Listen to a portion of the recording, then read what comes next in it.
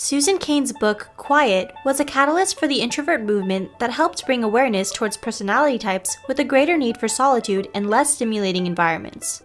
With 1/3 to half of the world's population made up of introverts, it's great that we finally began to acknowledge and talk about their unique set of traits and tendencies. Along with introversion, sensitivity has also made the headlines and been widely discussed.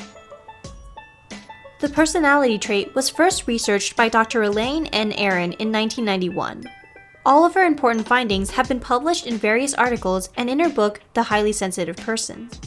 Although it's a trait being acknowledged more, Erin states that sensitive people are still often considered the minority of the population. She emphasizes that culture plays a large role towards how sensitivity is valued. Erin writes, "In culture where it is not valued, HSPs tend to have low self-esteem. They are told, don't be so sensitive, so that they feel abnormal.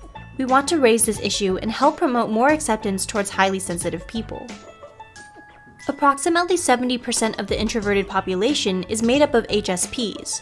Not all introverts identify as HSPs, but there seems to be an overlap between the two traits that's too important to ignore.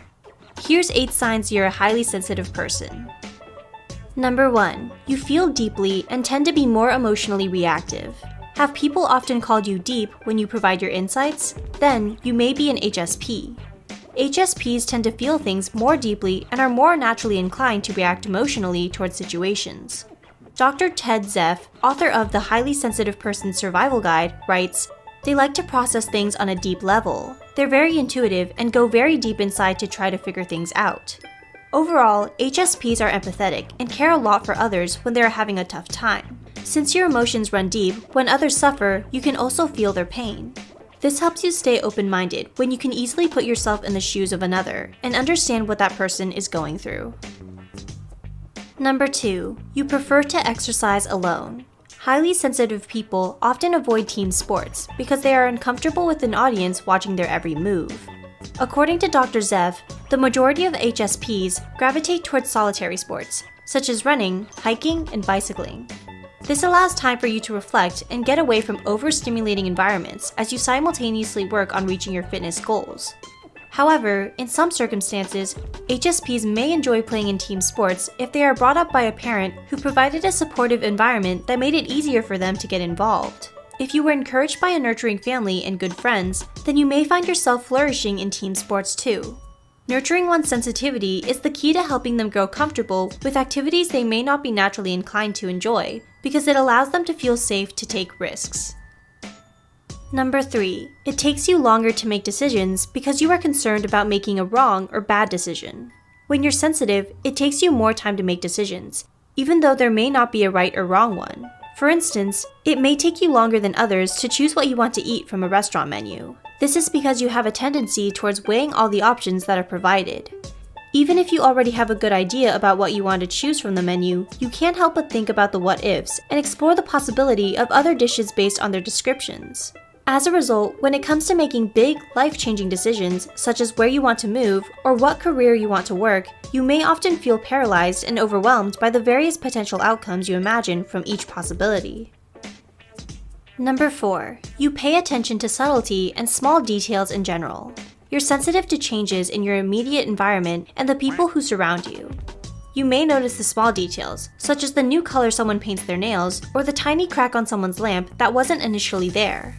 When you identify as a highly sensitive person, it's hard for you to miss subtlety because you're prone to reading between the lines. Generally, as someone who has a lot welling up inside you, you make it a habit to notice things because everything affects you strongly.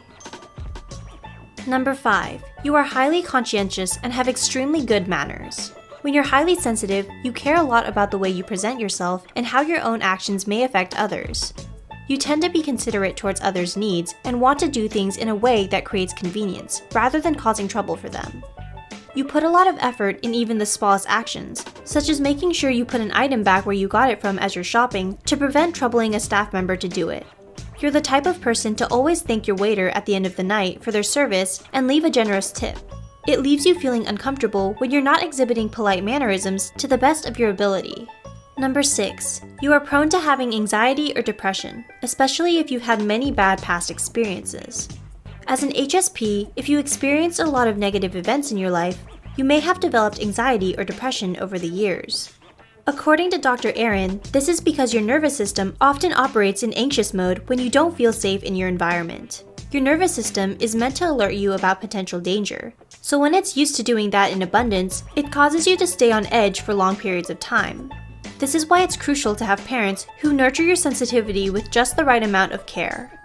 If they make you feel ashamed for being sensitive, it prevents you from understanding and using your sensitivity in a productive way that can help you grow. But if they protect you too much because of your sensitivity, then it may cause you to have difficulty making transitions in life and adapting to new situations. Number 7. Violent or horror movies are not your cup of tea. When you're highly sensitive, you are overly stimulated by violent or horror films that sensation seekers often get a good adrenaline rush from. Realize that there's nothing wrong with turning down horror movies. Your nervous system will be much happier that you did what's best for you. Number 8. You work well in team environments. When you're highly sensitive, you tend to be a deep thinker. This makes you a valuable person in team settings, because you're able to analyze situations and figure out how everyone's strengths and talents can be used to help the team work more efficiently. In addition, you can also identify many of the pros and cons when it comes to decision making. However, you may not be comfortable with being the person in charge of making the actual decisions. Instead, you may like to play the role of someone who negotiates and helps facilitate discussions, rather than the person who has to take action. Still, with the right amount of encouragement and good practice, HSPs can make exceptional leaders with their ability to empathize with their coworkers and having an open mind when problem solving.